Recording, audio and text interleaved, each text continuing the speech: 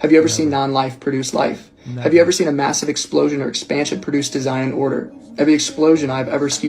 You're not ready for this. Say you don't believe in God, yet scientist Sir Roger Penrose calculated the likelihood of the universe having this precise of a design, and the calculation he came up with was 10 billion to the 123rd power, which is the number 10 billion with 123 zeros at the end, a number that humans cannot even comprehend.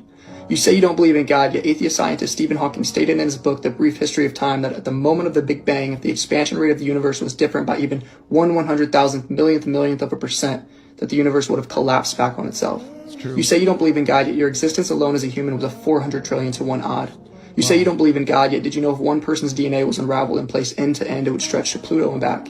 You say it takes too much faith to believe in God, and to that I'll ask you, have you ever seen non-intellectual produce intellectual? Have you ever seen non-life produce life? Have you ever seen a massive explosion or expansion produce design and order? Every explosion I've ever seen has led to mass destruction, not design and order. You say you can't trust biblical texts because they are ancient manuscripts that were written by men thousands of years ago, yet the Bible is the most preserved text in all of humanity, with over 25,000 manuscripts in the world.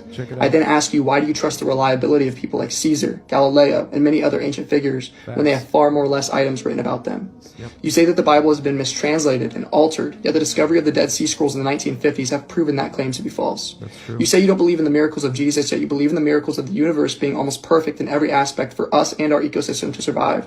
You say it takes too much faith to believe in religion, yet I counter that claim with the notion that I believe it takes way more faith to be an atheist than a theist. Me too. You say you don't need God to have good morals, and you would be correct. But then you cannot ground your morality in anything else but pure opinion. And you say, who cares? And I'd ask you, who was right morally? Because it all comes down to subjective opinion if you're an atheist. And if you've had enough bad people have a bad subjective opinion, we would be in a world of trouble. God allows us to ground our morality in an objective manner instead of pure opinion of one person versus the next. You say the Bible isn't reliable, yet see over 2,000 prophecies confirmed from the Old Testament to the New Testament. You say believers are living in a fairy tale, yet the evidence of Christianity is so overwhelming, I would ask you, how can you not believe?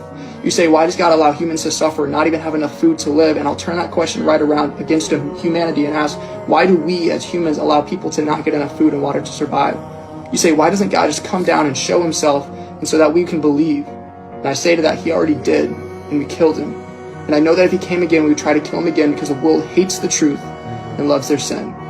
Get right with God now. If you like Christian content, follow, subscribe.